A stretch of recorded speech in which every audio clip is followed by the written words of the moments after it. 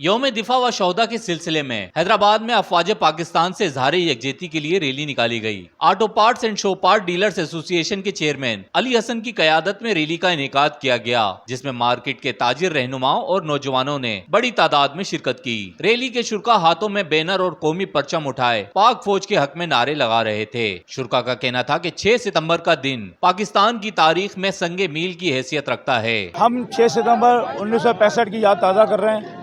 ہر سال ہم اسی طرح 6 ستمبر کو ریلی کا انعقاد کرتے ہیں اور ہم جوش و خروش کے ساتھ اسی طرح مناتے ہیں اور مناتے رہیں گے۔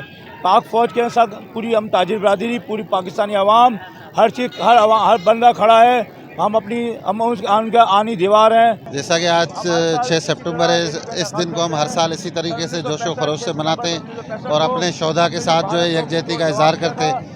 ہماری پاک فوج نے اپنی جانوں کے نذرانے دے کر اس ملک کو ہمیشہ محفوظ بنایا ہے، سرحدوں کو محفوظ بنایا ہے اور دشمن کو منہ توڑ جواب دیا ہے۔ ہمیں اپنی پاک فوج پہ پورا فخر ہے، اور جس طرح 1965 6 سپٹمبر کو جو انڈیا کو منہ توڑ جواب دیا، اس کی مثال نہیں ملتی، اس کی نظیر نہیں ملتی۔